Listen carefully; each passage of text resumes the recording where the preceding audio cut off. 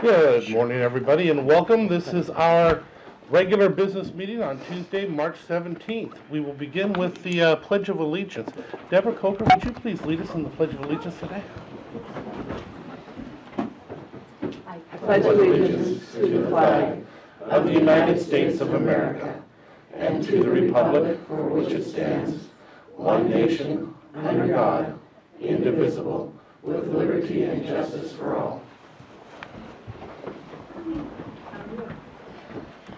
Item number 3, roll call, please. Commissioner District 1, Randy Netherland. I'm here. Commissioner District 2, and Commissioner District 3, Terry Hill. I'm here. Item number 4, correspondence and organizational business. Do we have any correspondence to come before this board today? Rick Frederickson submitted an application for the Solid Waste Advisory Committee. Frank Takahashi and Donna Durnford submitted applications for the Mental Health and Substance Abuse Advisory Committee. Gary Miner applied for the Board of Equalization. The Bureau of Indian Affairs sent letters regarding acquisitions and trusts of the Miller property and parcels 4222630600000 and a portion of parcel 4222632000025. Thank you.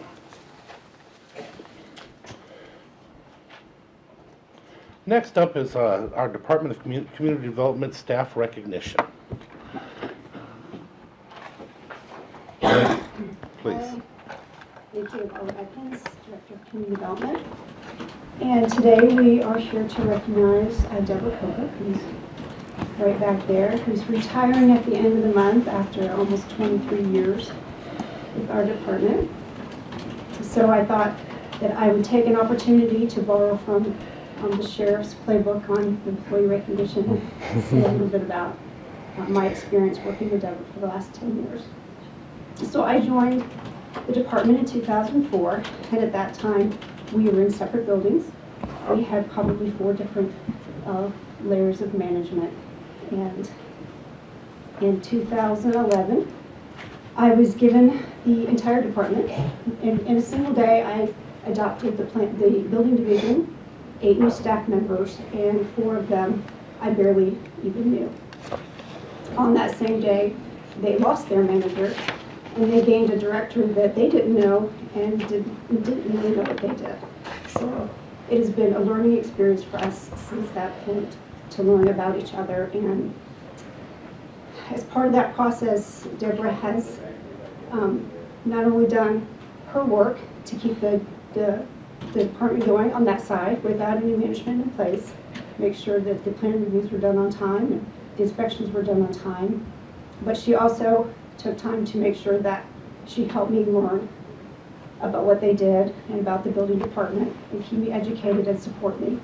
And I wanted to thank her for that. And she's been a friend to me, she's been a mentor to me, and I'm going to miss her quite a bit. And it's not often that people that are regulators get acknowledged or even thanked for what we do, because people generally don't like to be told what to do. And we do a lot of that. But I want to take this opportunity to thank everyone in my department that has to do that kind of work, and especially Deborah, for everything that she's put up with and came in every day smiling, even when I kicked her out of her office and took it over. You had a big one? But she has been absolutely wonderful to work with, and she has been, like I said, she's been a mentor, she's supported me, and she's educated me. I've learned a lot, and she's really going to be missed. So everybody know that. Thank you, Barbara. Deborah, would you mind coming to the podium? I was hoping to say a few things as Oh, well. please do. Oh, please. Well, a little over 22 years ago, I left PUD3 and I came to work at Mason County. And what a blessing that was. I get to work with the most wonderful staff ever. Community development, every single person that works there is my friend and our mentor, and we work together extremely well, and it's been such a pleasure to be able to spend over 22 years working with the public, helping them maneuver through the codes and help them be successful. And also of course, more importantly, having staff that also feels the same way. So anyway, thank you. Thank you. It's such a pleasure. I had the pleasure of first meeting Deborah as a PTA mom. She and I were That's right. PTA moms together at Pioneer School. Deborah, I want to echo what Barbara says. You're in probably the toughest position, a position everybody loves to hate, and in the department everybody loves to hate unless they get their way. And you have just managed it all with grace. And it must be kind of interesting for you to drive around this community and know all the different businesses that you helped get started through the efforts of just going through the plan review. Mason County is definitely going to miss you. 23 years is a lot of knowledge. Yes, I'm going to miss you so guys. much. So as a token of our appreciation, we do have this pen to acknowledge as a memorabilia for your time here, and we thank you so much. Thank you for very your much. service.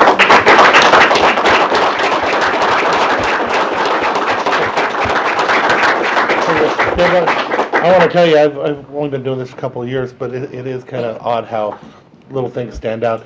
You are definitely, by far, the one I've heard a positive name in the public from when people tell me that they had dealt with this person, they were happy.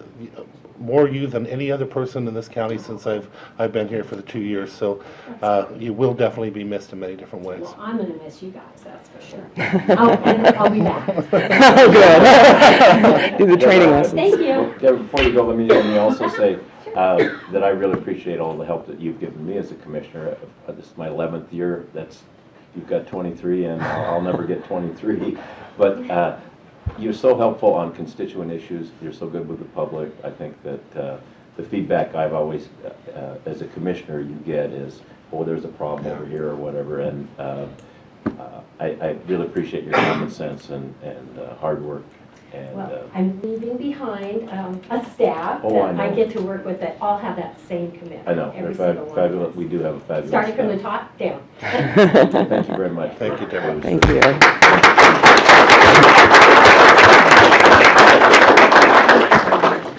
All right, our next one is the Timberland Regional Library Annual Report, Cheryl Haywood.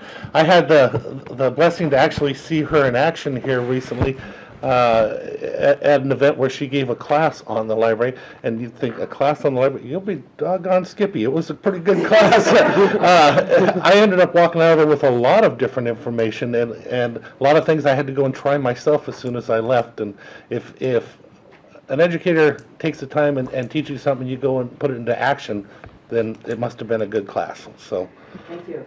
Thank you for that. Thank you for having me here today to talk about the 2014 State of the Library Report. Before I do get started, you were each handed a folder. Jenny has folders here. If anyone in the audience would like a folder, it's basically handouts and brochures with the information about the library. So before I get started, if Jenny could also introduce herself. I'm Jenny Grenfell. I'm the manager of the North Mason Timberland Library in Belfast. And Patty. I'm Patty Ayala Ross. I'm the manager of Shelton and now also the Hoodsport Library. Oh. So thank you again for this opportunity to provide the State of the Library Report. I want to thank each and every one of the 300 Timberland staff who deliver outstanding service to nearly 500,000 residents throughout the library's district's 5 counties and 27 libraries. Their dedication and commitment to helping people navigate the rapidly changing world and find the information they seek is what makes Timberland a trusted and necessary community resource. 2014 was Timberland's first year in a 5-year strategic plan. The strategic plan consists of 5 external service priorities to guide the library district in serving its diverse communities. They include strengthening families and youth, supporting local economies, supporting community engagement through culture, history, and the arts, promoting the library as a community gathering place, and enhancing our collections and technology. To accomplish these service priorities, the following efforts were made in 2014.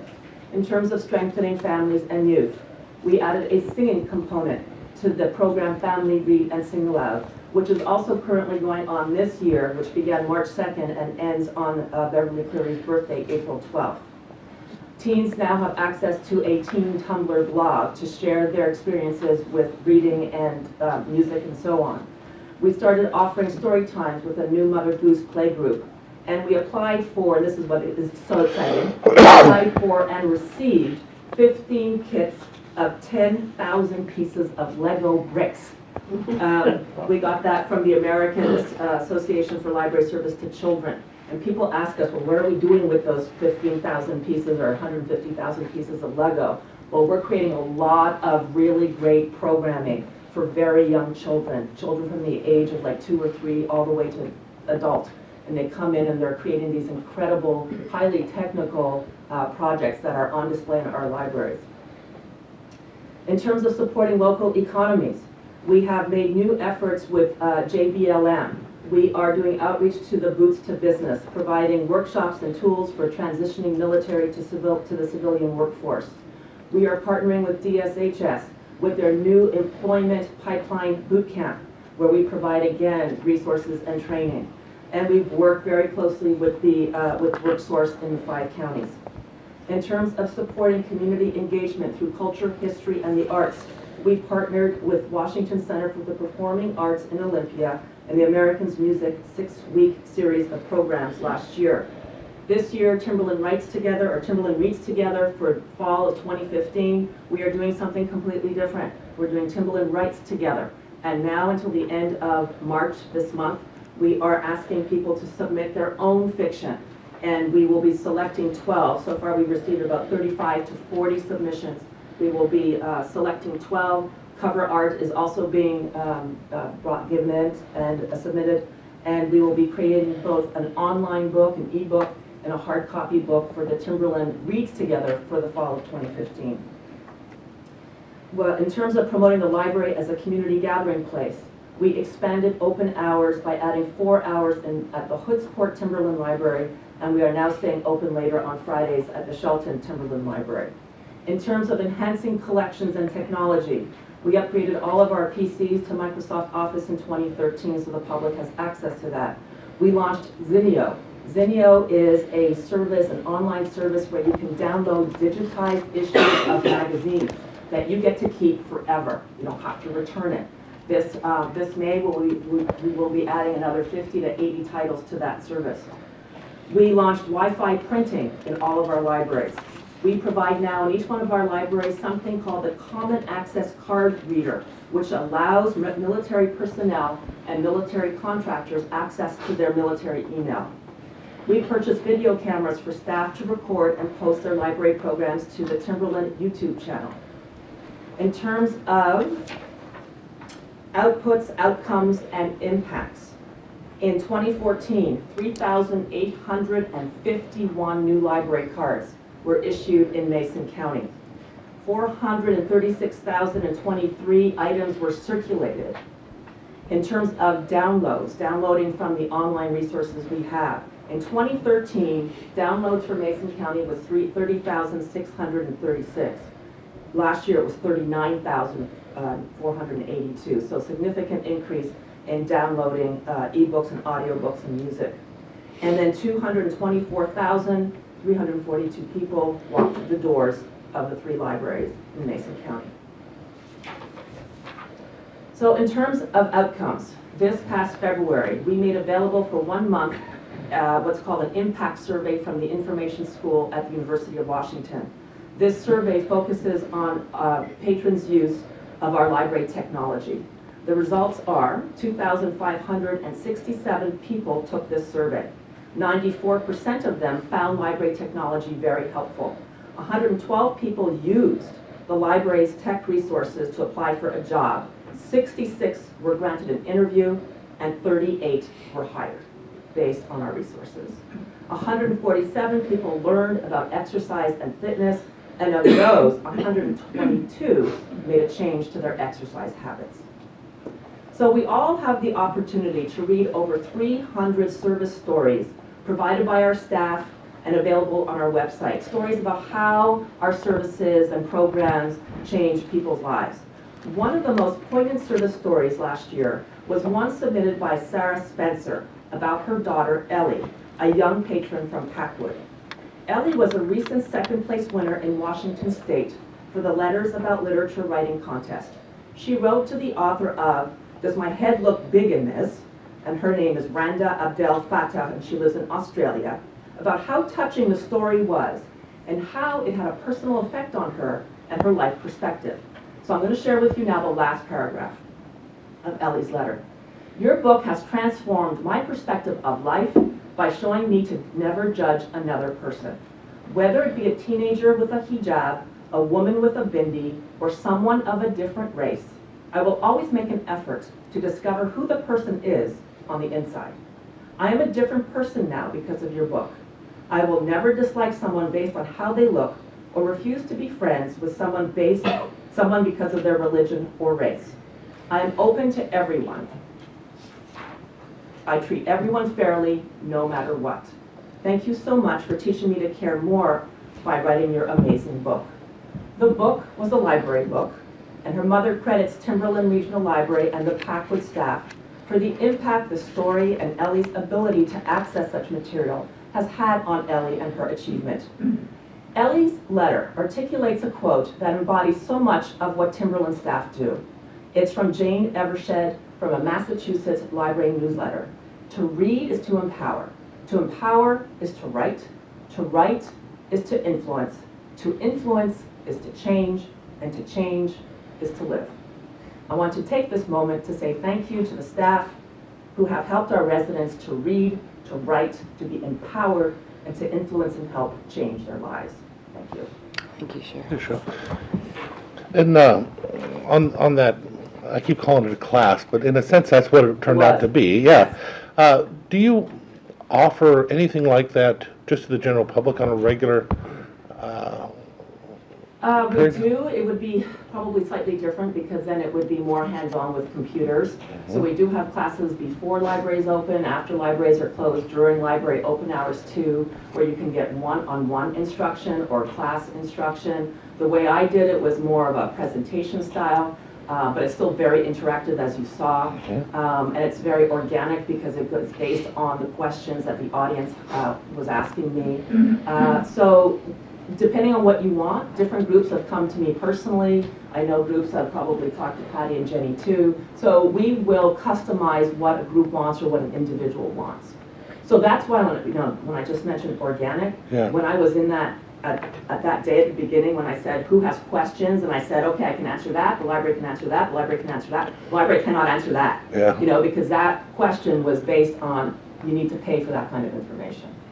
For those who believe that knowledge is power or anything, you'd be amazed at what you can get. It's not just the library and the books. It's they have databases and the ability to gain information from so many facets of everything around us that it was almost actually scary. Yes. The people that were in the class were taken back by it because there was so much information, including on themselves. Yes. It was pretty interesting, but I would recommend that education to anybody. Especially if you're opening a business and you need to put together a business plan, you need to know your market. Reference USA, that database has, I think, tripled in terms of our use because we keep statistics on how much these databases are used. And Reference USA indexes 24 million companies, and there's a market segmentation section in there. There's a doctor section in there. There's new and emerging businesses section in there. So Reference USA, and that's the one where we're trying to get Corey, I forget his name, Rosenbaum, I think, Corey to come out and give, he's the representative for Reference USA, to come out and give not only classes to our staff, but classes to the public. He came last year. The public was very interested in having him come back. So we're going to work very hard to make sure Corey visits each one of the counties and that we advertise it well in advance. And so we'll probably most likely end up having it in Shelton in Mason County. People don't think of the library as an economic development tool. I didn't. I do now. Yes, thank you. And we are available. We're available to come out to give presentations, to give one-on-one. Maybe the EDC will have you for lunch or something. That'd be pretty interesting. Yeah. Thank you so much. Thank you. Thank you for your... Okay. Yes, pleasure. Thank you, Mr. Chairman. The services that you provide have changed over the years, and mainly probably because of the internet and other innovations. So what would be your greatest need? More money. Well, tell me more. What would you use the money for? And more open, so we just did this more hours, more. Yeah, so we just did this impact survey, second year in a row, the one from the iSchool at University of Washington. There's 32 pages of comments that I'm reading to you right now. Last year there were close to 50 pages. What the common questions or comments are, we want more downloadable books. We want faster broadband, and by the way, we will be doubling our quickness or whatever, our speed within the next 2 weeks. So we're at 100 BPS right now. We're going to go to 200, and then by the summer 500 because of this need with Wi-Fi and the use of our internet. So there's more need for more open hours. People want us to be open on Sundays and longer hours into the evening. They want more downloadable formats and content. They want libraries, believe it or not. Some of our communities want bricks and mortar libraries. If Morton just joined us a few years ago, they want us to pay for the library, and that's not our way of doing things. But the money would help quite a bit. So when I see people winning pinball at 150 million or something, I'm thinking, wow, wouldn't it be great to win that kind of money and put it and invest it into new buildings, more furniture, more staff, more of everything, because there's always a need. There's always a need. Unemployment is still high. High school dropout rate is still high. You know, our partners are our relationships with our partners are deepening and strengthening. But overall, it's money. The more money we have, the more we can do with it. For example, Hood Sport, what hours are you open now? And I don't know. Tuesday and Wednesday 10 to 5, Thursday 10 to 6, Saturday 10 to 4. So we're our revenue right now is $21 million. We have some significant impacts to that budget, which if you want to know more, I can go into. Sure. And so we have to be very, very careful right now. Because of at least, I couldn't believe last year in the space of 6 to 8 months how many factors were coming at us in terms of our financial landscape and how that was changing so quickly, and so how careful we have to be right now as we move forward in time. Yeah. Well, last time, just so people understand, you're multi-faceted here. You've got how many counties and how many branches for 21 million? That's 5 counties. 5 counties. 27 libraries. Yeah. And we're 7,000 square miles, so we're as large as the country of Israel or the state of Connecticut. Just to give you an idea of our size. Yes. Yeah, it's big. Thank you. Thank you very much. Thank you. I just wanted to repeat one of the numbers that you said that's astounding to me. 3,851 new library cards just here in Mason County in the 3 libraries. So anybody thinks that libraries are dying? No. Absolutely not. No. And so overall, last year we gave out 28,000 new library cards. And we are now at 234,000 library cards out of 485,000. So we have some work to do. And the other part is that we know that our users also don't know the vast array and the depth and the breadth of the services and programs we offer. So that's another point that we're trying to make here is improve our marketing and our outreach. Well, you do great community outreach, and I just want to step out and say, Patty, taking on 2 library branches, thank you. I'm sure that was a budget issue, but thank you for stepping up to do that. Thank you. Thank you for your time. Thank See you in the fall. Hold on. Okay, next we'll move on to item number 4.4, which is Housing Authority Board news release, and let me go ahead and read that to you. Housing Authority of Mason County Board of Commissioners opening. Mason County is seeking applicants to fill positions on the Housing Authority of Mason County Board of Commissioners. The Housing Authority is the owner-manager of Pine Garden Apartments, Goldsboro Cove Apartments, Fairmont Cove Apartments, and Neyland Park Apartments. The Mason County Housing Authority is a 5-member board. The board typically meets monthly on the first Wednesday at 9 a.m. with special meetings scheduled as necessary. The time commitment is approximately 2 to 3 hours per month. Appointed commissioners normally serve a 5-year term. The open position will expire in March 2020. Interested persons are encouraged to apply for this board by completing an advisory board application form that can be downloaded at our website or by calling the commissioner's office at our regular number at extension 419. And the position is open until filled. Completed applications should be submitted to the Commissioner's Office at 411 North 5th Street, Shelton, Washington, 98584. If there's any questions about the board, please contact the Commissioner's Office at 427-9670, extension 419. Next, we'll be moving into item number 5, which is our open forum for citizens input. This is your opportunity to speak to the commission about items that are not on the agenda. Again, if they're on the agenda, we would ask that you would wait until that time comes up. You'll be given an opportunity to speak or to give a testimony on any of the issues that are on the agenda. But if it's not, this is your opportunity to talk to us and the community about issues that you may have. We do ask that you keep it brief, 5 minutes at most per person, but there's only 15 minutes allotted totally, so we would ask that, again, you keep it brief if you do have any comments. With that being said, is there anybody in the audience who would like to speak on an issue that is not on the agenda today? Tom, please. Thank you, Commissioner. If I can get a little handout here. Thank you.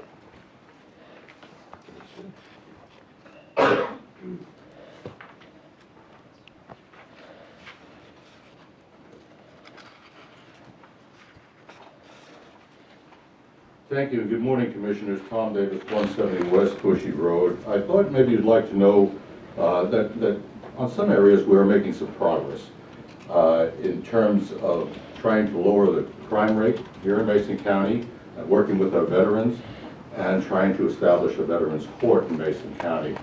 Along those lines, I'd like to give you some particulars because there's a lot of effort and time that goes into these programs, and sometimes you haven't been availed of the results of them. As you know, the mentor program, which does not cost the county anything, it's entirely voluntary, it's free, it's at least free for the county. One of our mentees now is in Evergreen College and studying to be a mental health professional. And you have to remember that these folks, they're all veterans, that came to us either through the judicial system or through the mental health professionals assessment, but they came with varying degrees of disabilities, mostly with PTSD, and have been wrestling with issues for a long time. So that one person there has found another path in life that is a more positive path.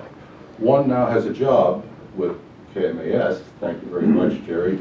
We appreciate that, the community support, and you can actually hear that person once in a while on the air. That's a success, because that particular person came to us with some unrealistic expectations of life.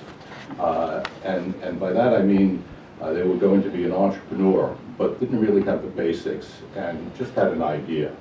And we sat them down with a professional business consultant who cleared their head a bit, and they decided to go in another direction. So now they have both feet on the ground, they have a future. It's just a wonderful thing to see somebody heading in one direction that is unrealistic, and then with almost a minimum of effort, we brought on a more positive path. And I should say also that the sheriff's deputies are extremely instrumental in this because they're mentors to our mentees. Not all of them, we've had to expand now outside the sheriff's deputies, but they have been absolutely wonderful. And there's nothing that impresses a veteran more than the structure of another department that is similar to what their experience is. That being uniforms and discipline and guns.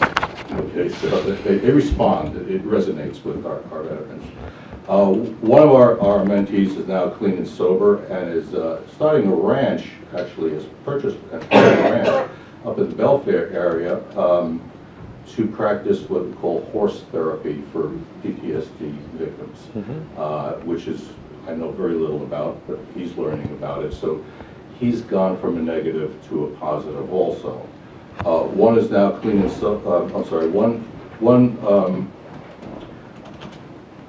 had to be, didn't have to be, but was taken out of jail, was facing a jail sentence in both felony and misdemeanor charges, and thanks to our Superior District Court, was diverted to another program, an alternative to incarceration, and those are not easy programs. They are very difficult to maintain over a 2-year period. But they didn't go to jail, which was not going to do them any good. They would come out worse than they went in.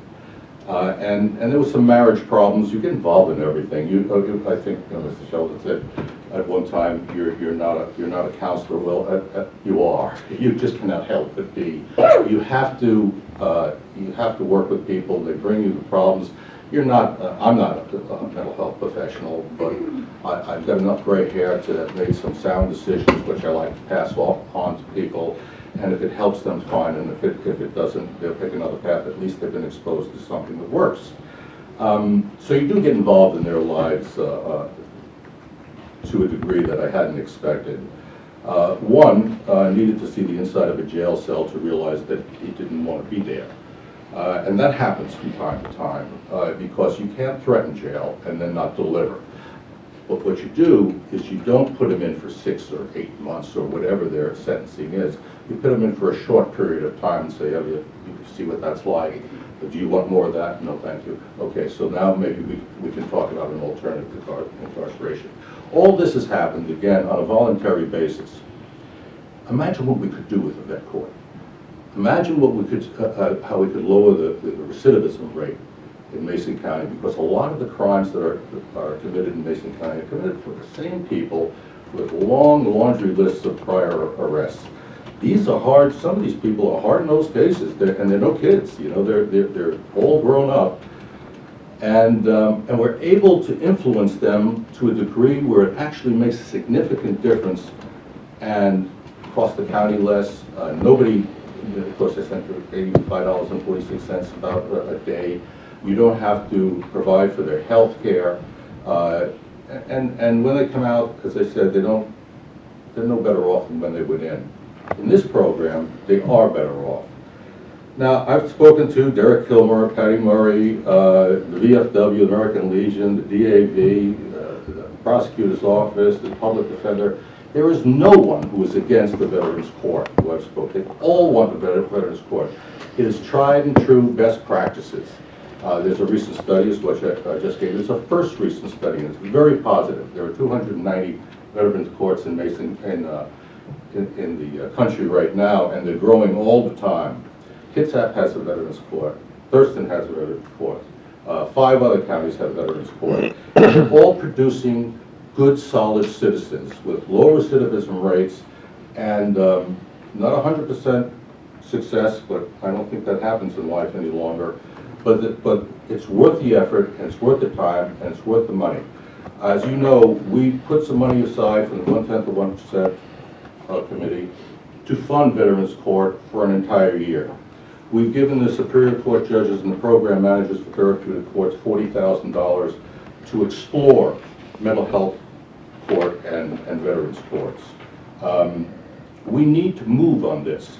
I have a fellow in jail right now because he couldn't meet the criteria for drug court, but he could have met the criteria for Veterans Court. That person is in jail right now for that reason. There is funding, there is federal funding available for Veterans Court from the Justice Department, up to $350,000, but you have to adhere to the federal guidelines. Our drug court is a municipal, well, it's not a municipal court, but it's within our municipality here, and so they don't comply with that particular requirement. The Veterans Court is the only way to go. You'll see a significant reduction in crime. We're just getting running here, and everything that we're seeing is positive. There'll be some bumps along the roads. We'll iron them out as we go, but sooner rather than later, please, a Veterans Court. Thank you. What part doesn't comply for the federal funding again? Well, in Veterans Court, you can be on prescription drugs, narcotics, which are prescribed by the VA. In drug court, you cannot, at least the way it's operated in Mason County. In order to get the federal funding, you have to allow those folks to continue their medication. You can't withdraw them. Here it's a little bit different. I won't get into too much No, detail. it makes sense. I understand that. I understand. And there's a better success rate if you allow the people to continue along with it. Well, you take somebody. Well, I don't. Yeah. Yeah, off their pain medications, off their narcotic pain medications prescribed, military-related injuries that they've been taking for years and years, and then you say, well, you can't get into this alternative incarceration program unless you stop cold. That doesn't work. Even if you go to jail, they give you your medication. So there's that fundamental difference in drug court and veterans court. But to receive the funds, you have to comply with that requirement. Did you have something? I did. So thank you very much, Tom, for bringing this up. We are a little bit frustrated that this is being slow walked a little bit by our courts, and the money has been allocated. Judge Buckley, when he came down to speak to the multiple people regarding formation, said, don't, just get out there and do it. Don't overplan it. Don't take too much time to do it. You just got to get out there and do it and see the successes. But we are kind of slow walking this because of the excessive planning around it. And so I would appreciate an opportunity or some sort of urging from this commission to our Superior Court judges to maybe start speeding the process up to get these up and running. These recidivism rates are amazing. Yeah. They're amazing. And one of the other things that I think that needs to be noted is that so many times people are not eligible also for any diversion court services because of their need for housing. They don't have stable housing. And we've tried to address that through our housing fund and our mental health fund, and we'll continue to try to do that. I think that's a great way to make sure we're doing things with different funds of money that trying to come to the same goal of reducing recidivism. So I would like us to be able to maybe write a letter or something and urge a start date on a Veterans Court for this year. Did you see the letter that was written by the advisory committee? Yes, the Veterans Advisory I did. Committee, and I appreciate that. There was a conversation at one point with the exploratory committee in the court to look at Veterans Court, and then those meetings stopped. As it stands right now, the judges are holding in-house meetings without any outside information coming in, either from myself or from the VA or anyone else who's knowledgeable about this. They have said that at a later date that has not been set, they will take some information from outside. I would encourage them to take that information sooner than later, simply because I'd hate to see a position being made before all the information was on the table. So if you could encourage them to open the door, so to speak, and allow us to address the judges, either an audience of all of them together. We do have now 3 Superior Court judges, and the third one is up and running.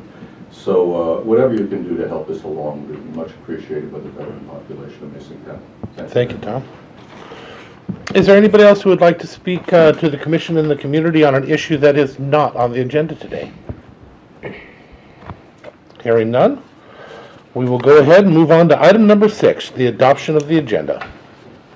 Mr. Chair, I'd move that we adopt the agenda as presented. Second the motion, Mr. Chairman. It's been moved and seconded for the adoption of the agenda as presented. All in favor signify by saying aye. Aye. Aye. Aye, the motion carries. Item number 7, approval of the minutes. We have some minutes before us, Mr. Chairman. I move their approval for March 10th, 2015 regular meeting.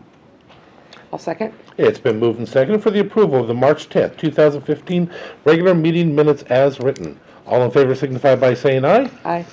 Aye. Aye, the motion carries. Next, we'll move on to the approval of the action agenda. All the items listed under the action agenda may be enacted by one motion unless a commissioner or citizen requests an item be removed from the action agenda and considered as a separate item. We will go ahead and read each of the items individually for you, and then you'll be given an opportunity to ask a question if you need. That'll help you to decide whether or not to take it off the agenda for discussion. If you want to testify, we ask that you take it off the action agenda, and you'll be given an opportunity to testify when we speak upon it on an individual basis. With that being said, I will go ahead and read item number 8.1 through 8.5. Commissioner Jeffries, if you will please read 8.6 through 8.11, and Commissioner Sheldon, if you'll read 8.12 through 8.16. Item number 8.1, approval for the chair to sign the worksite agreement with Pacific Mountain Workforce Development Council to supplement the workforce for facilities, parks, and trails. All wages will be paid by the Pacific Mountain, and there will be no cost to Mason County. Item number 8.2, approval for the chair to sign real estate price reduction sheets for surplus property currently being marketed for sale by Mason County. Item number 8.3, approval for the chair to sign a one-year contract with Thomas Reuters West for the Law Library wireless online patrons access for up to 3 concurrent users for a total of $1,353 and plus tax effective through February 2016. Item number 8.4, approval of the Veterans Assistance Fund applications for food, $150, utilities, $733.28, and housing, $1,795 for a total of $2,678.28 as recommended by the Veterans Service Office. Item number 8.5, approval for the board to execute the Public Works Annual Certification for calendar year 2014, certification of expenditures for traffic law enforcement for 2014, and the certification of expenditures for fish passage barrier removal for 2014. Item 8.6, approval of the resolution amending Resolution 61-14 for County Road Project CRP 1996, Shelton Matlock Road Improvement Project. Public Works would like to revise this resolution to change milepost to 3.08 to 7.70 and include improvements in the vicinity of milepost 16.70. 8.7, approval for the board to authorize the county engineer to sign the local agency Hall Road detour agreement number HRD 30123 with the Washington State Department of Transportation, allowing the use of the Shelton Matlock Road, County Road number 90100, as a detour route during the closure of State Route 3 for a culvert maintenance project. 8.8, approval of the delegation of signatory authorities for the county's wastewater treatment plants, WWTPS's, discharge and biosolids permits. 8.9, approval for the Board of County Commissioners to formally accept the Belfair Water Reclamation System, treated water storage pond, and irrigation project, and authorize the Public Works Director to take necessary steps to close out the project and complete the necessary paperwork required by law prior to the release of the project retainage to the contractor. 8.10, approval for the chair to sign modification number 6, participating agreement number 10-PA-11060900-018 between the USDA Forest Service and Mason County Noxious Weed Control Board to extend the performance period from June 30th, 2015 to June 30th, 2016. This will allow the Noxious Weed Control Board to expend remaining funds and continue efforts to control noxious weeds on the National Forest land. 8.11, approval of a new lease agreement between North Mason Regional Fire District Number 2 and Mason County Public Works that allows Fire District Number 2 to continue using a portion of the Belfair Shop parcel number 22201-22-60150 as a fire substation to the emergency vehicles for the district. Term of the lease is 15 years with the option to extend an additional 5 years. Mr. Chairman, 8.12, approval of the letter to the Shelton School District Board of Directors asking them to delay the closure of the pool at the Shelton High School until such time as options have been fully vetted and the will of the voters have been heard. 8.13, approval of the resolution selecting the Mason County Journal as the official county newspaper for publishing certain legal publications. 8.14, approval of the consolidated contract C1718118, amendment number 1, amending statement of work for and allocations for Environmental Protection Agency National Estuary Program, on-site sewage management round 1 through 4, on-site sewage management round 5 through 6, and pollution and identification and correction 1 through 4. 8.15, approval of warrants, claims clearing fund, warrants numbers 802-0209 through 902-0213 in the amount of $109,680.93. Salary clearing fund, warrant numbers 7,894 through 7,931 in the amount of $819,013.57. and direct deposit fund, warrant numbers 20561 through 20938 in the amount of $556,992.10, for a total of $1,485,686.60. Claims clearing year-to-date total is $6,739,951.64. Salary clearing fund year-to-date total is $3,738,718.43, and the direct deposit year-to-date total is $3,554,769.02. And finally, 8.16, Mr. Chairman, is approval for the board to accept and certify Tawana State Park on the Mason County Historic Register. Thank you very much, Commissioners. With that being said, and read out to the public, are there any items on the list that you may have a question about that would help you to decide whether or not to take it off for a separate vote and to testify? Hearing no questions, Commissioners, any questions before we? No. Okay, then I would ask, is there anybody in the audience who would like to have an item taken off for a specific vote? 8.12?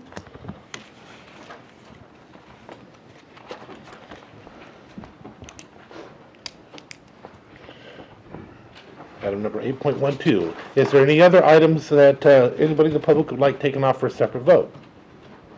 Hearing none, Commissioners, are there any items you would like taken off for a separate vote? No. I'm glad someone mentioned 8.12. I'd like to address that separately. And item 8.9, I think. Item number 8.9. Okay, I will entertain a motion for the approval of the action agenda minus 8.9 and 8.12. Mr. Chair, I move that we approve the items on the action agenda, items 8.1 through 8.16, except for taking off items 8.9 and 8.12. I'll second the motion, Mr. Chairman. It's been moved and seconded for the approval of the action agenda as written, with the exception of item number 8.9 and 8.12, which shall be removed for a separate and individual vote. Is there any discussion? All in favor signify by saying aye. Aye. Aye. Aye, the motion carries. We will move on to item number 8.9, the approval of the Board of the County Commissioners to formally accept the Belfair Water Reclamation Treated Water Storage Pond and Irrigation Project and authorize the Public Works Director to take necessary steps to close out the project and complete the necessary paperwork required by law to the release of the project retainage to the contractor. Brian, would you like to come up and give a brief?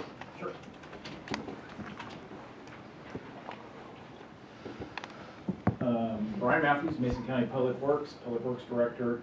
This is a legal step that we have to do as part of our release of retainage. There's a number of things that happen once the board or the public agency accepts the Public Works project, and so we're asking to move forward with this step.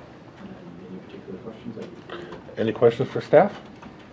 No, but I just want to make it clear, Brian, maybe you can do this for me, that Sure. this is the treatment pond, correct? Can you describe that? Sure. What does it do? Okay, there were two contracts on the Belfair, well, actually, there were three major contracts on the Belfair water reclamation facility. One was the collection system, one was the treatment plant, and one was the pond. Due to the soil constraints and conditions, during the wintertime, we're not allowed to land apply the treated effluent. So we had to construct an 8.5 acre holding facility, essentially a dam.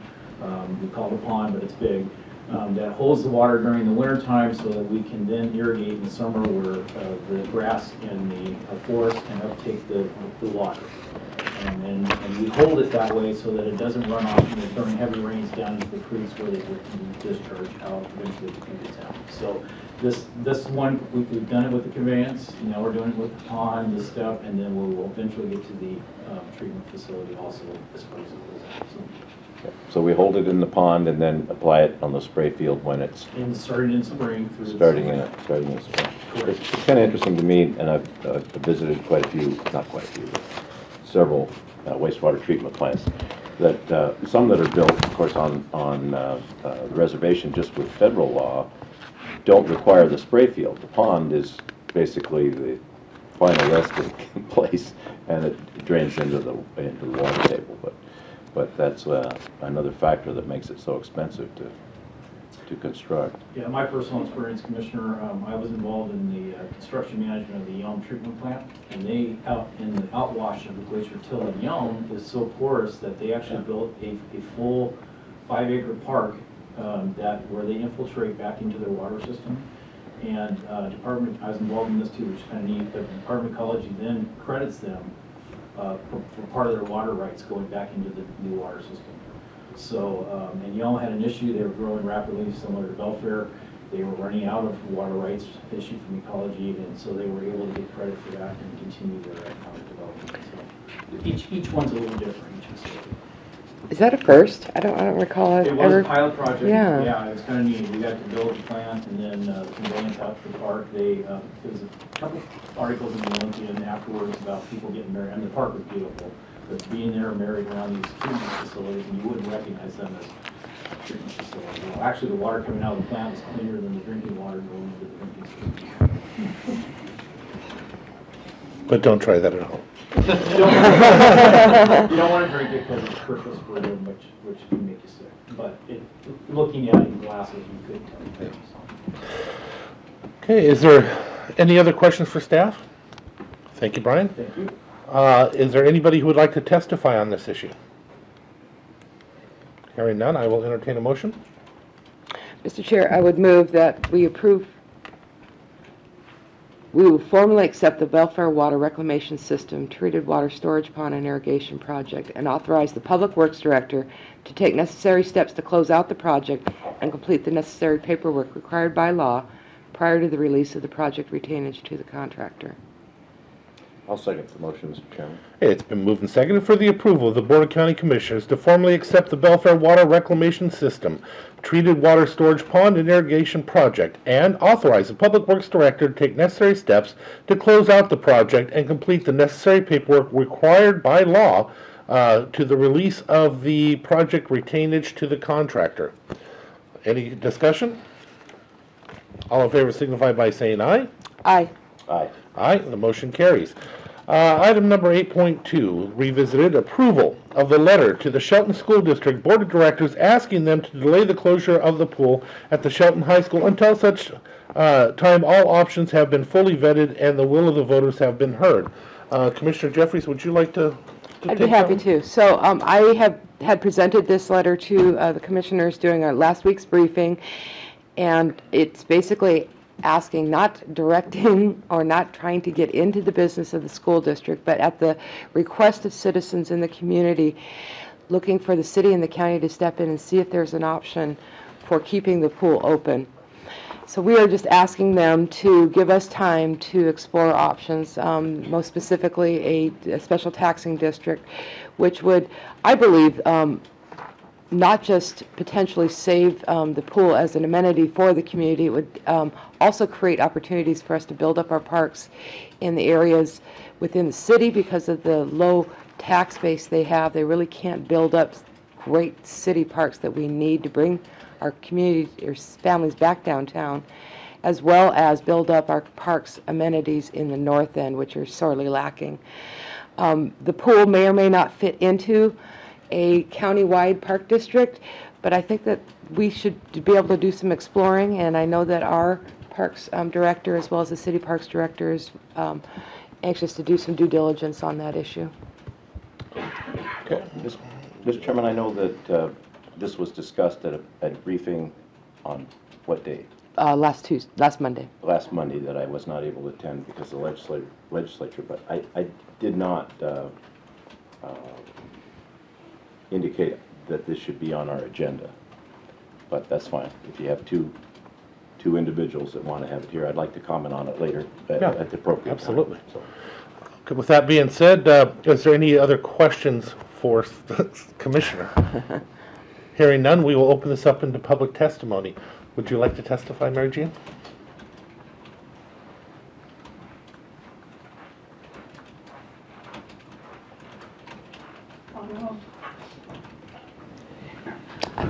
I like your shirt. Yes, from Dublin. I am an O'Neill. And Mary Jean Horacek, which doesn't sound very Irish. Oh, well. In Shelton. I asked that the letter be revised as listed. I have a concern that one entity in the county is trying to tell another entity how to spend their money. And that is a sore subject. I don't know that the school board, when the fairgrounds was being considered to be closed by the county, wrote a letter saying our kids ride at the rodeo, so we want you to keep that open, and we know you can't afford it, come up with the money anyhow. The county had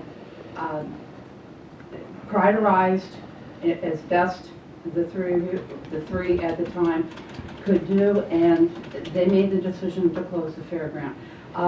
I think that it's kind of a, I don't know, it's not a threat, but I think it's very interesting that the will of the voters have been heard on one particular issue, like the pool, when in fact, as you are, the three of you are voted every 4 years to manage the county.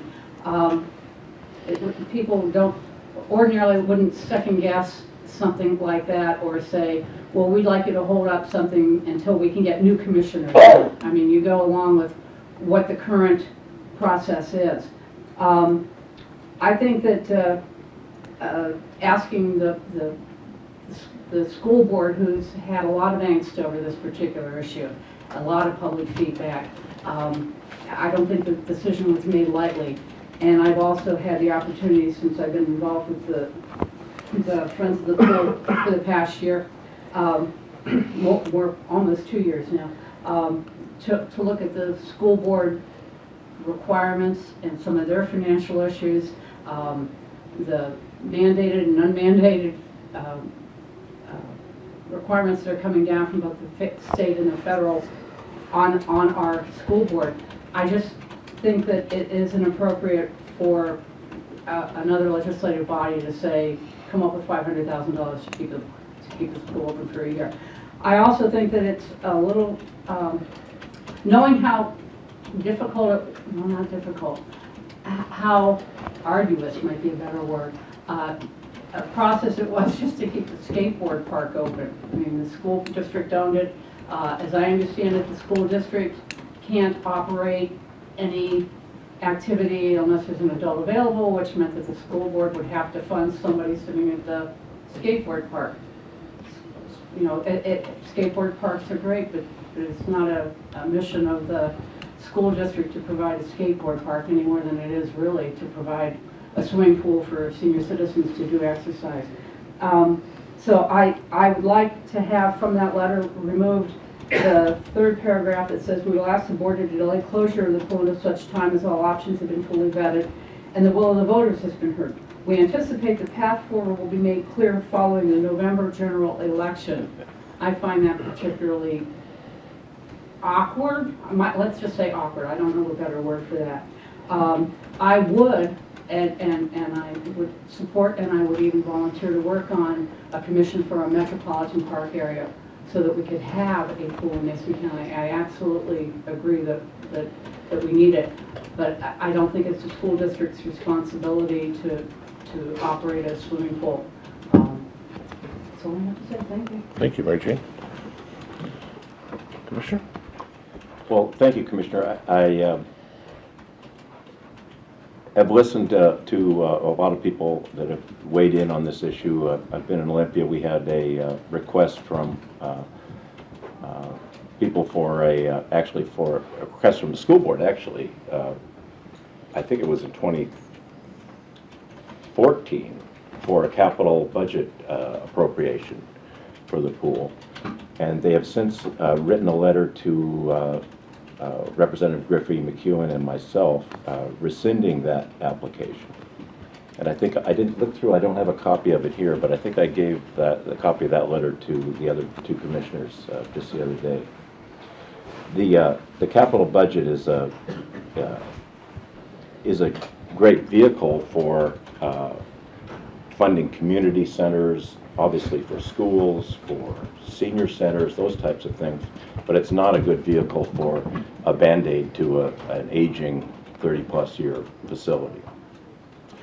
That being said, I think there are some options later on that I think we could explore for a YMCA or a Boys and Girls Club or some facility that is larger and more suitable for today's times. The Marvin Williams Center, I worked on very hard over in Bremerton as a legislator, and we received, I think it was $3 million for that from the capital budget 2 years ago. The community raised some money, and it will be a lovely, usable center for many, many years.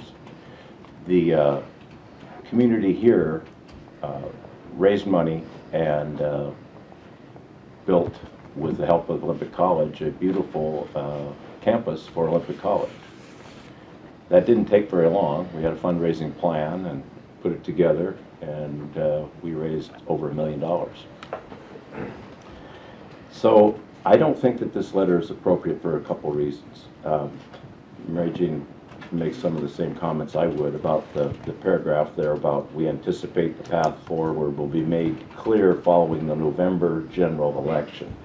I think that brings politics into something. It doesn't need to be in here.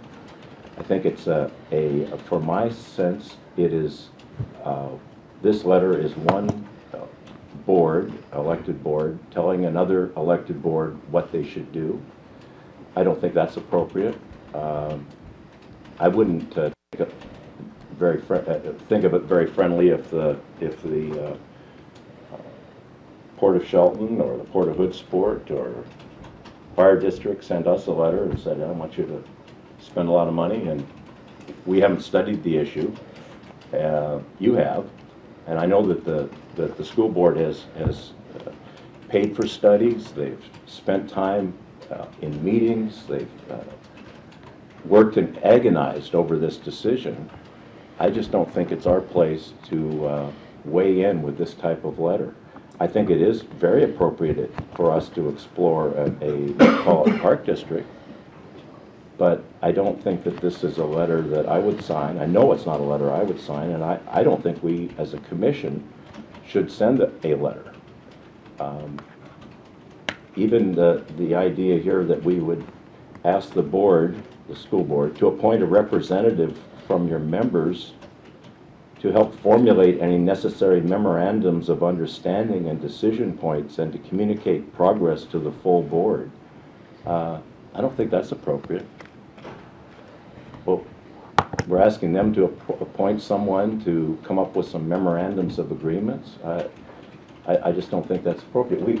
We did sign here, and Tom, you were telling us we better do this real quick, and we did it pretty quickly. When we finally got down to it, this memorandum of understanding for the skate park, which I appreciate, everybody signed that. Started the signatures on February 24th, and we finished on the 10th of March, so that took about 2 weeks when we finally got to the insurance issues and that. I don't think that's a model for the pool. I think this is a big issue, and the school board is the proper venue for the discussion and for the controversy, which unfortunately has gotten bitter at times. But I think there's some things we can work as a community to get out of this and find a solution that works for everyone.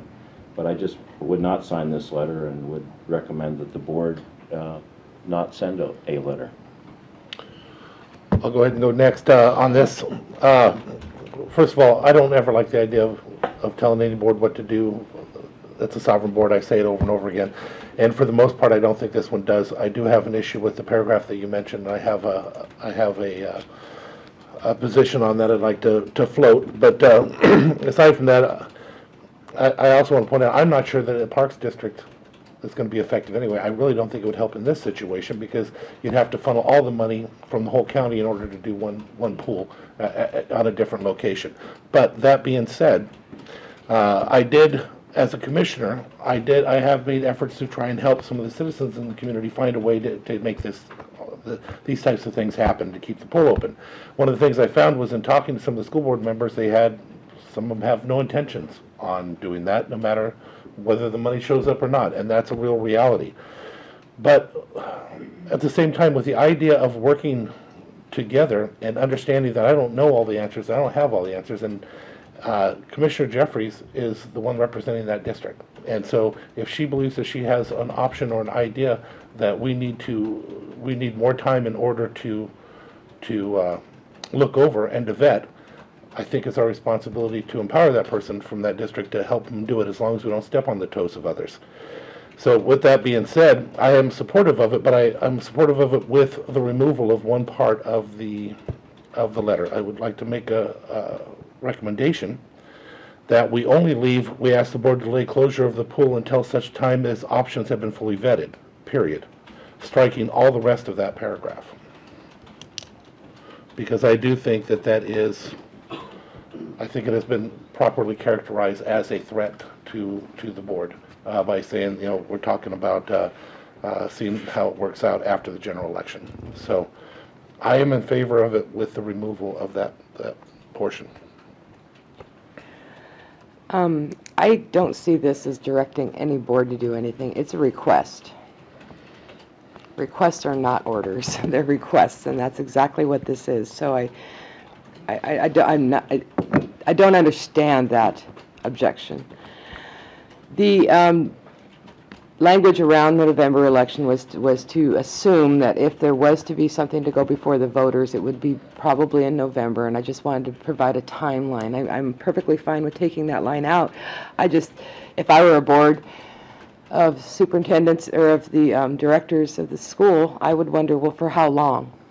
And so I just wanted to provide some kind of timeline so that there would be some sort of certainty in people's minds about when will this be finalized as far as the decision.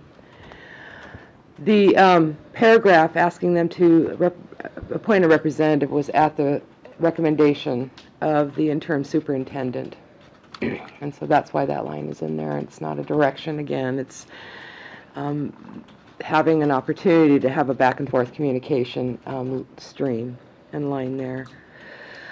I am okay with striking that sentence in the third paragraph or ending the sentence after the word vetted.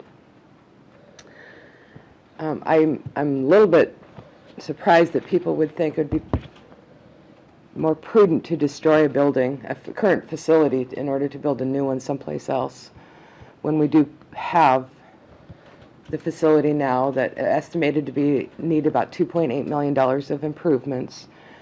I guarantee you a new pool will cost a heck of a lot more than $2.8 million. The idea is not to put that cost onto the school. If there were a Metropolitan Park District, it would be a revenue source to make the improvements to that pool that are required.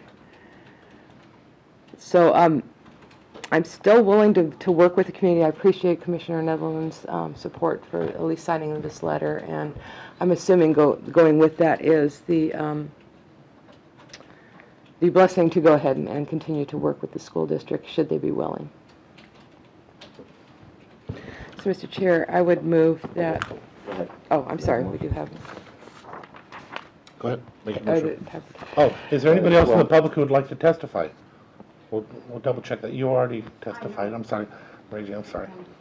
But, Mr. Chairman, I think it is appropriate, certainly, to take out that sentence. We anticipate the path forward will be made clear following the November general election. Because I think the public can read that a couple different ways. Commissioner Jeffries, you read it one way.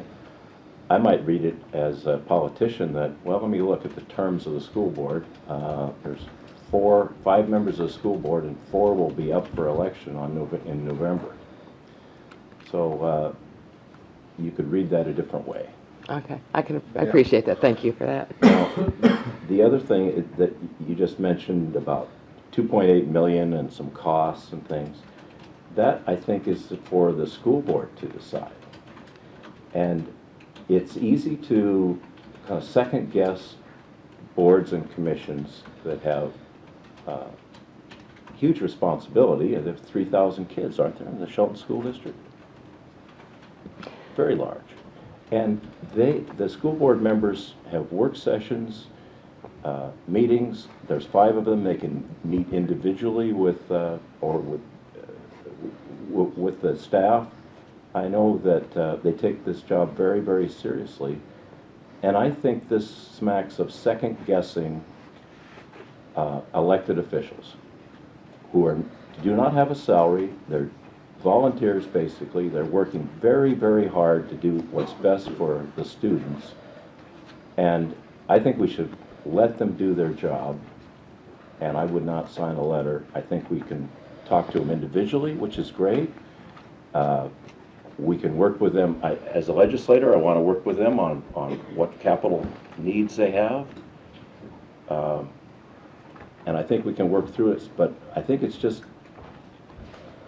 putting our nose in their business is not appropriate in this way, especially in a written form and an official letter from the commission. And I'm not going to sign it, no matter what you guys vote, but it still will be an official letter from the commission. And I just don't think we should weigh in that way with another board. This would also set a precedent, I think, for other decisions that maybe the Port of Tahuya makes. Who knows? Maybe they want to buy a piece of DNR land and some of the citizens object to it, or there's some controversy out in Hoodsport. I just don't know that we should be the try to weigh in on all those issues. And so enough said. And I appreciate that. Before we make a motion, I'd like to add something. There's another, just as there was a different way of reading that line, there's another way of looking at the letter, and this is how I view the letter. Sure. They've been in a situation where they've been through a pretty, up and down time trying to deal with this, and I understand that the weight that they have. The one thing I do know is when I had contacted and I had talked to individuals, is that was just Randy contacted them. When Commissioner Jeffries contacted those individuals, that was just Commissioner Jeffries contacting those individuals. The way I view this is us officially saying that we are open-minded and interested in helping if we can, officially as a board. And so, if they are interested, that we'd like to keep the options open. If they're not interested, it isn't going to do anything or go anywhere, because again, I don't think we're trying to force the matter. I think we're letting them know that we are there and we are hopeful in trying to find a way to come to their aid in some way. Not knowing that we can do it fully, because I don't think we can, but how much can we help? How much would that little bit be the difference that makes a difference on whether they can keep it open or not? The only way they'd know that is if they officially have an open channel with us to talk about it, and up to this time we haven't. Commissioner, you have another comment, or would you like to make a motion? No, I appreciate what you have to say, and it could very well be that this will fall on deaf ears. But I'd like to, at the least, offer our help and our options, should they be willing to accept it. So with that, Mr. Chair, I would move that we approve the letter to the Shelton School District Board of Directors asking them to delay closure of the pool at the Shelton High School. And I'll stop right there. So we will, the amended letter. Should I first make a motion to amend the letter? Can I ask what You can make that part of your motion. I think that's fine. Is making it part of your motion. And to amend the letter, paragraph 3, to strike all words after the word vetted. Okay. So just a question. So you're going to take that, you're going to cut that paragraph, and the sentence will say, we ask the board to delay closure of the pool until a time all options have been fully vetted. Yeah. Well, what does that mean? All options with us is how I view that, Commissioner. Well, and other things we can help with. The only thing I can read is what you said. I think this sentence would now read, we ask the board to delay closure of the pool until such a time all options have been fully vetted, period. Do you have a better solution before I second this? I think you should not, I think that doesn't make sense, that sentence. Any suggestions before? No, I'm not gonna sign a letter. You can That's write it. And You can write it, but No. when you say before all options have been fully vetted, that's not a date, that's not certain. Okay. That, to me, it's just kind of a hi, we're here and we're gonna watch over you. Okay. So, And I will second the motion. Is there any further discussion? Further discussion? All in favor signify by saying aye. Aye. Aye. Nays? I'm a nay. Okay. The motion carries. Next, we will move on to, we have no public hearings today, so we'll move on to other business, department heads and elected officials. Not yet. First, I'm going to ask if there's any, are there any department heads or elected officials who would like to speak at this time? Hearing none, I'd like to introduce Debbie Riley, who's going to introduce us to somebody who works here at the county.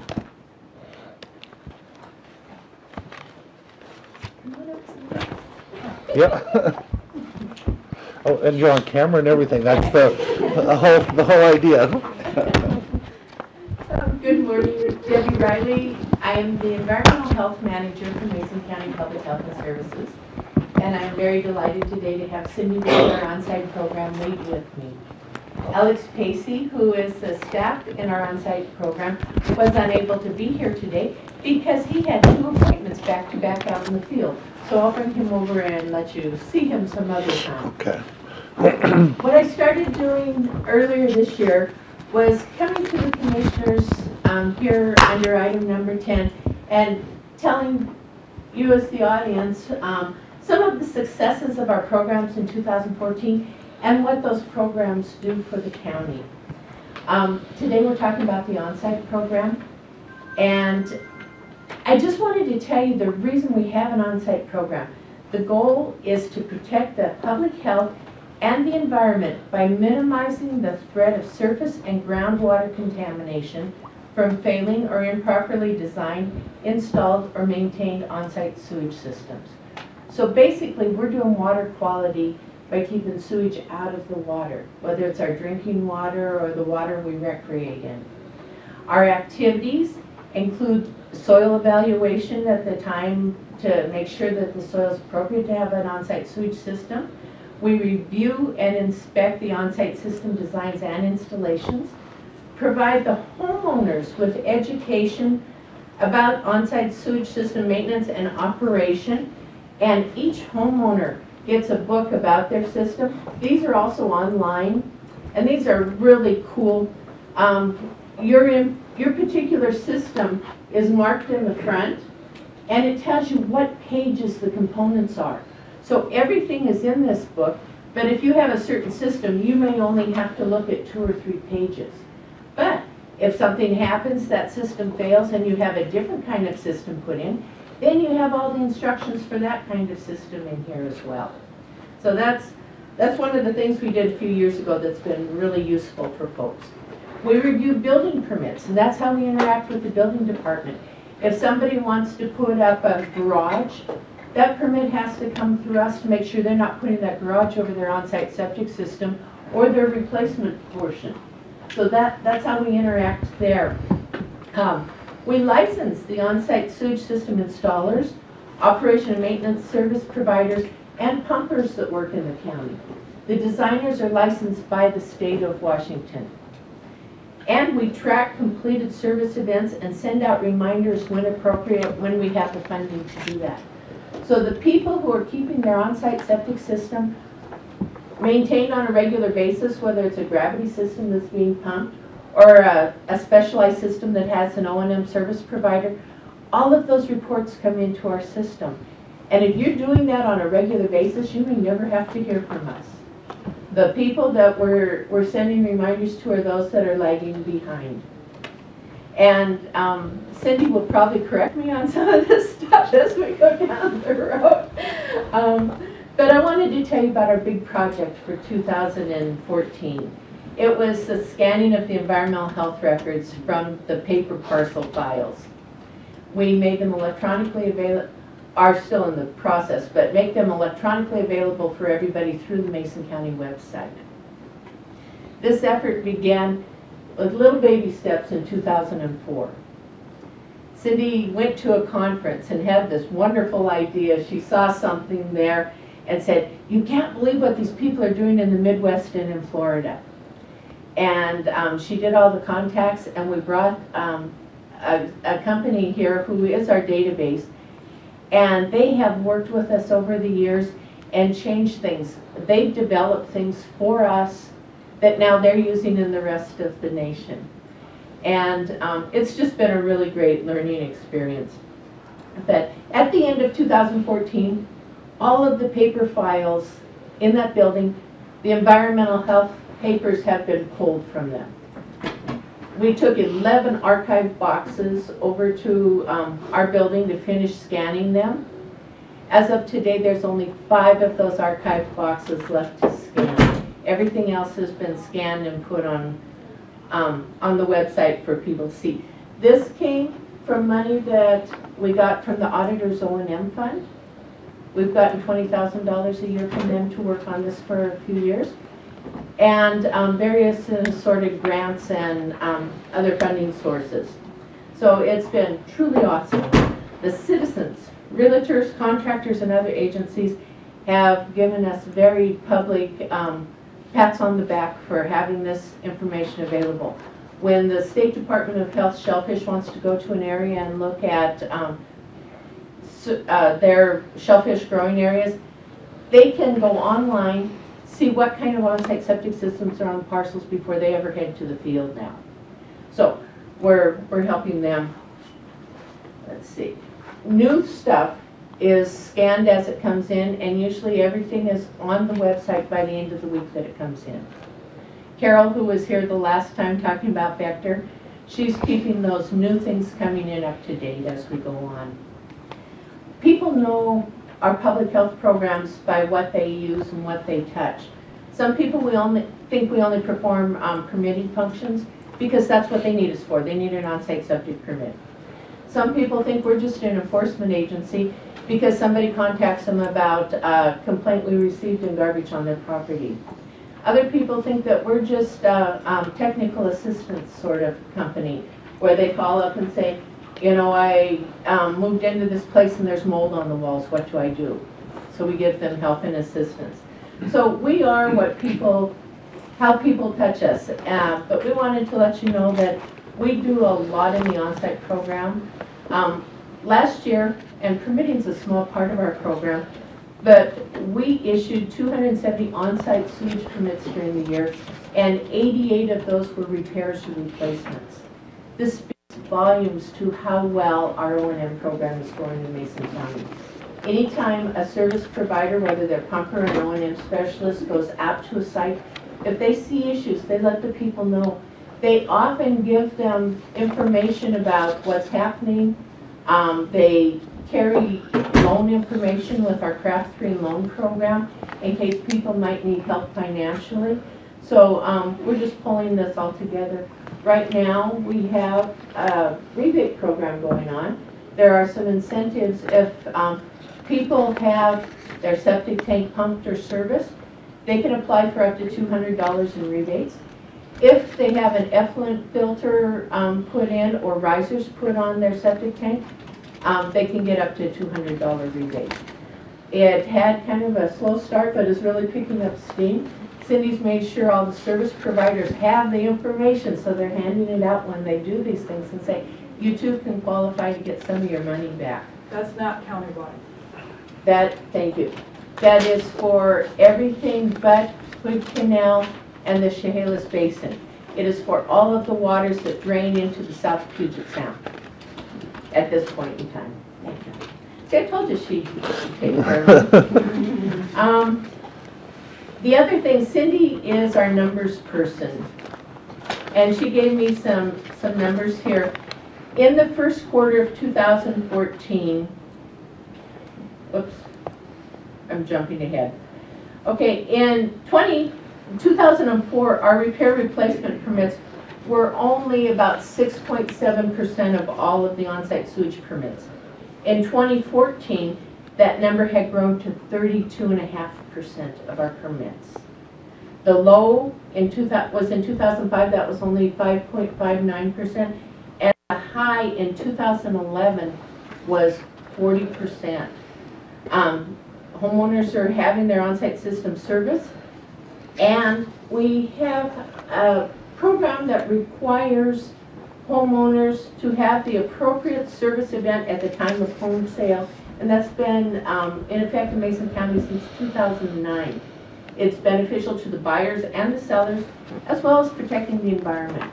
And that is something that we went to realtors meetings, and I took information to each and every real estate office in the county to make sure they knew about this, because it was a protection for them too. Not only their customers, but them too. To date, nearly 500 after-the-fact as-built drawings have been created for property owners in Mason County. And that's what Alex is doing this morning. He had two, one at 9 o'clock and one at 10 o'clock. This service is covered under a grant deliverable, and it's done without any out-of-pocket costs to the property owner. If an individual were to purchase this on the open market, they'd probably pay between $800 and $1,700 to have this done. So we are really trying to get the word out and let people know that we have the funding and the technical expertise to go out and do this for them at no cost to them. And that's countywide. Yes, thank you. The first quarter of 2014, we knew about 25,745 on-site septic systems in Mason County. There were records for 67% of them. There were no records on 18% of them, and 15% hadn't been checked by us yet, going through the paper files. By the end of 2014, we had knowledge of 25,920 on-site septic systems. That's an increase of 195 systems. There were records for 83%, which was up 4,416 systems. That's going through those files, having the after-the-fact as-builts created, and contacting people, and they go, oh, I have that in my homeowner's information. And they would send it to us. So there were various ways to get that.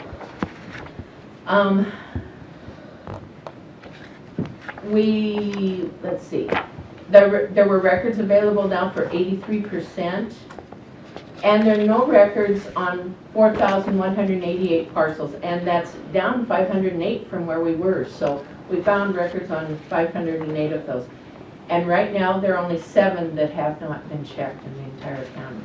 Those are parcels that have some development that should have an on-site septic system that we have no records for. Our staff were on hand for Allen Days, Oyster Fest, and May on Oakland Bay. All those events to talk to residents about water quality and caring for their on-site septic system. Our homeowner's manual, and I brought a lot just to show you all of these things we take to the events in printed format, and they're available online too. Back to basics, using safer alternatives for cleaning products. Wonderful article on septic tank additives. Our stand on additives is what comes out of your body, and enough paper to clean up the mess is all that goes down the toilet. Homeowners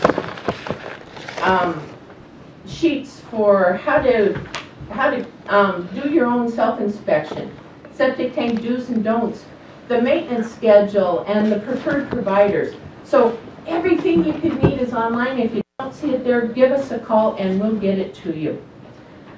In order to have an on-site septic system program in a county, you need to have somebody on staff that has passed the on-site designer's license. In this county, we have 2, and they are our on-site program, which is Cindy Wade and Alex Pacey. Carol Spalding does a lot of the phone answering when we send out flyers. Shelley Belial, one of our clerical people, does a lot of the scanning work, as does Carol Spalding. But all of this work that's done in the on-site program basically boils down to 2 staff. So we'll just pretend like Alex is standing right here too. Yeah, he's tall and skinny, so he'd fit right here between us. So that's kind of the highlights for 2014. I guess I want to mention one thing. The last 2 weeks of June, we're having an on-site septic system blitz in the county. And the theme is? All septic systems require maintenance. There'll be banners across the roads in Shelton and Hoodsport. The big board at the Eagles in Belfair will have the sign on it. Jerry has given us radio time that week. There is going to be a mass mailing to 25,920 on-site septic system owners, just reminding them that everybody needs system, or everybody's system needs maintenance. It's different for different types. And Commissioner Netherland and I were talking the other day, if your on-site professional says, yes, you should have your septic system pumped every 3 years, but they get there, they do the evaluation and say, oh, you can go 5 or 7, and they put that on the report, that's what we change it to in our database. You know, we rely on those professionals. They're out there in the field, they know what they're doing. So what The other thing about the septic blitz, it's going on all as many reader boards as we can get. The schools, the fire districts, anybody that, Little Creek's putting it on their big reader board.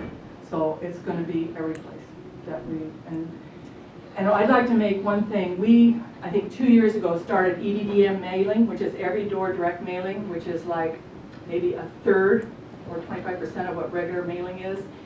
And those people will, the thing will say, is it time to have maintenance? We're not telling them it's time. Is it time? Because it was so much less money to be able to send out those reminders. Get a little closer to the rostrum, so it'll It was connect. so much less money to send out those reminders doing it that way. And with that, we give them the time of the classes. We give them usually 3 points that we support for on-site systems. So the other thing I'd like to clarify is when we went through all the records for environmental health, what we were looking for is if we had a record drawing, because that was the record drawing, we had that. We looked to see if the system was closer than 100 feet to the shoreline, the type of system, and when it was installed. The tool that's going to give the State Department of Health and us for water quality is we'll be able to target areas that have systems within 100 feet of the shoreline. So it's a great tool for us. We are way ahead of any county on the west side for what we track. You have Kitsap and Thurston, they track not very many of their systems overall. We track all of our systems for maintenance. So when you're comparing Kitsap County to us, where they have these contracts and they might be 90%, whatever, we don't do that. We track all of them. So I think that's probably it. I can get on a bandwagon for operation maintenance, let me tell you. So I really believe in it, and I've been in the field for 38 years. So a lot of these systems I'm looking at are systems I put in 30 years ago. So anyway. Thank you very much, Commissioners. Any? Yeah, I just wanted to share that I sat on a task force on Puget Sound counties regarding on-site septic systems and financing those management plans, and it was very clear when they were doing the original research that Mason County was far ahead of every other Puget Sound county on our records, etc. So we are the ones that are, or thank you, you are the ones that are setting the standard. I can sit in my office and I can be talking to an O&M professional out in the field that has the design up on his phone, and we'll talk what's going on. Mm-hmm. And we're both looking at the same thing. Mm-hmm. It's been a great tool for us. Mm-hmm. Okay. And the other thing I'd like to say is when we have funding, we send out a lot of reminders, and those are the months or the quarters that we get the most people doing what they're supposed to do. So if we don't send out reminders, people don't, they just forget. So they actually work. Yeah, That's all. so the reminders do work. Can you tell me, are the septic inspectors also sending their own reminders? It seems to me that's also part of their marketing. Yes, some of them do. Yeah, okay, so you've got a double hit. What they do is they send them out to the people that they have maintained before. Right. Yeah. The Yeah. pumpers The pumpers and the Yeah. operation maintenance. and the O&M. Yeah.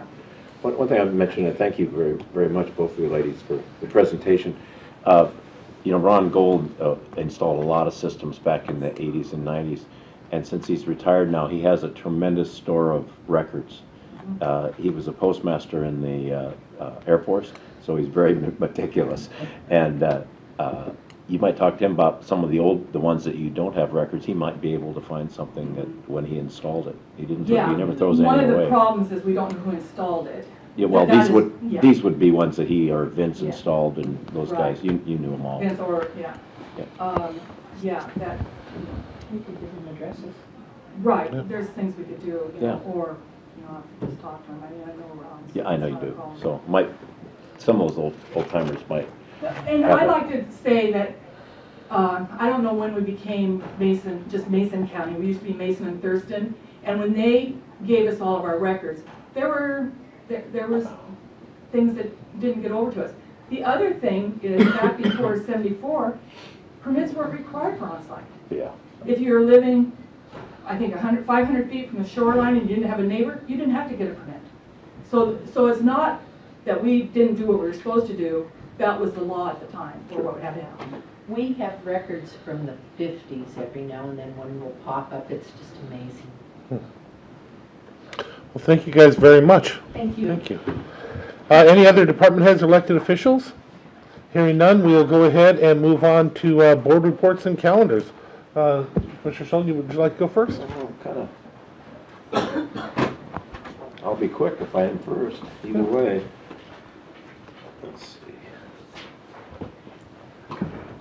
Well, I know we had a meeting last week, and I was able to come in on the phone just because I was in Olympia.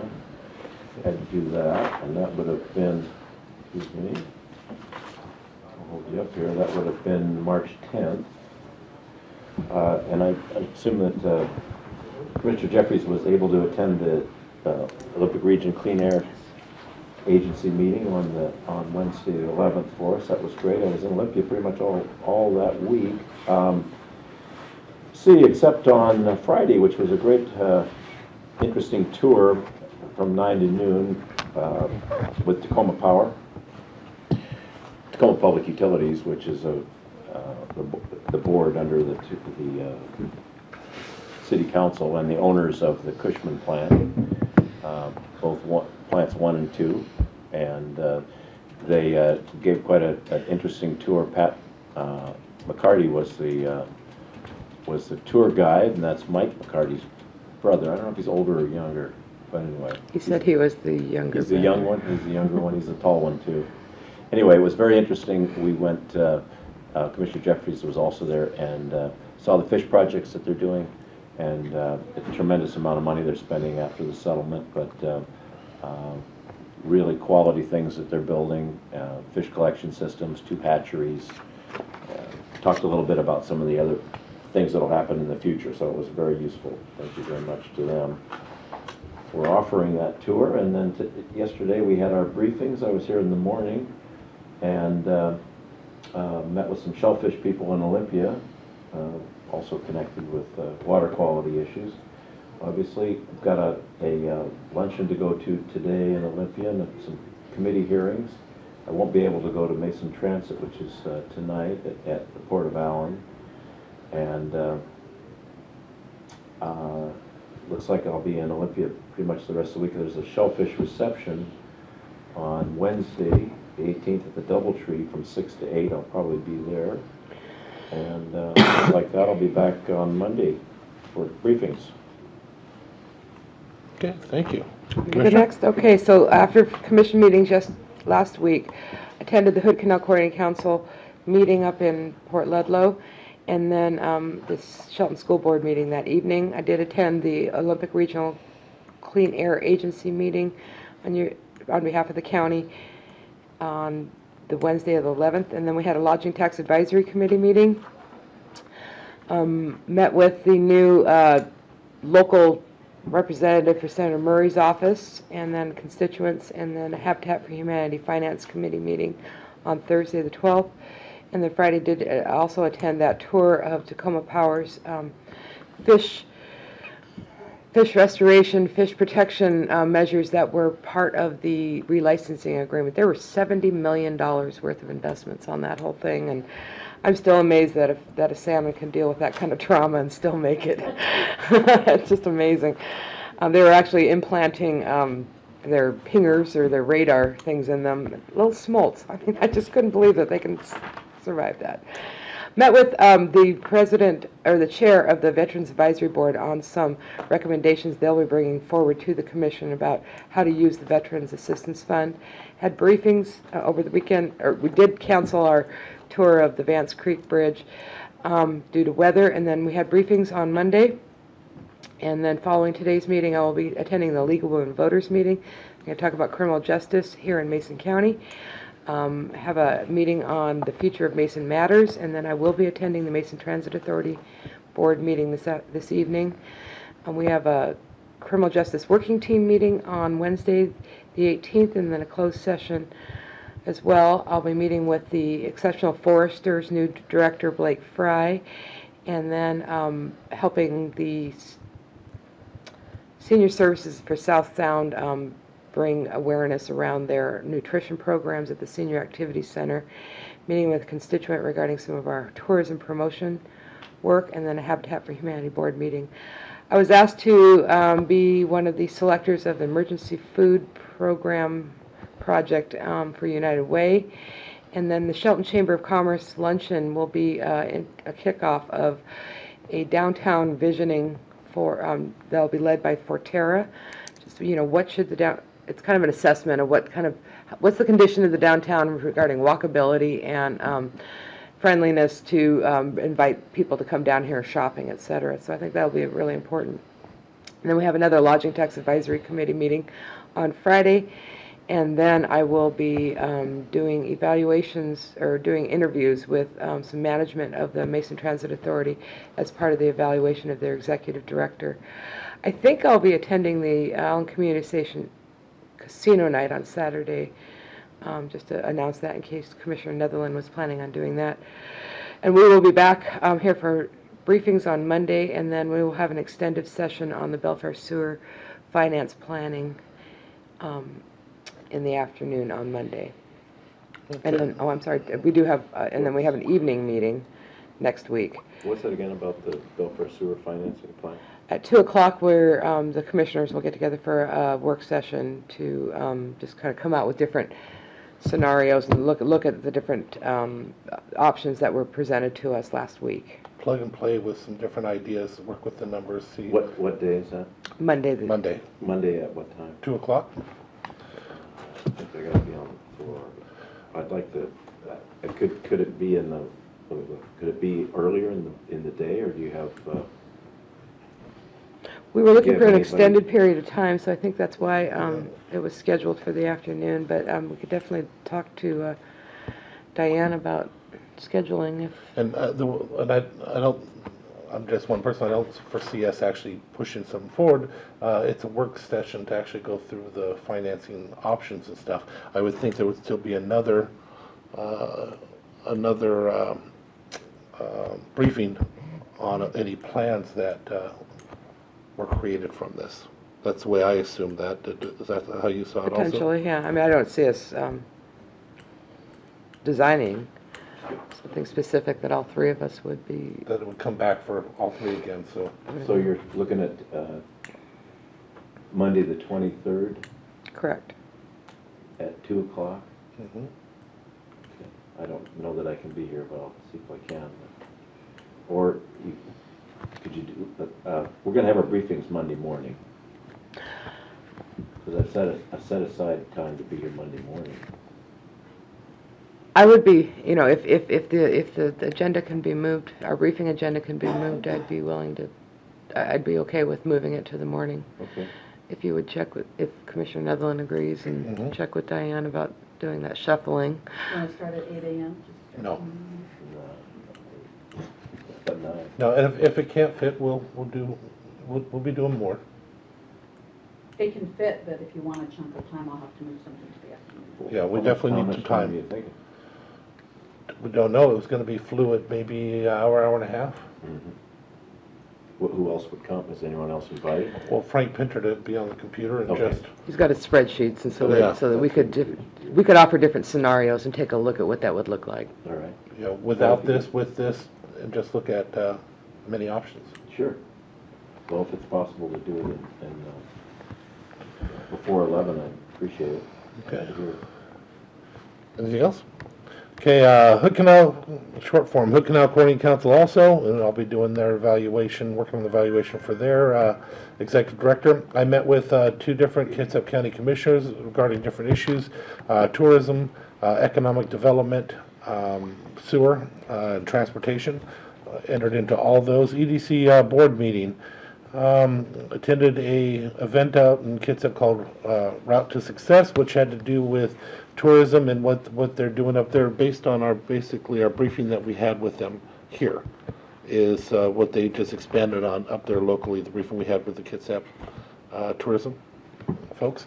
They had an actual big event with it and brought it all. Talking about the water trail?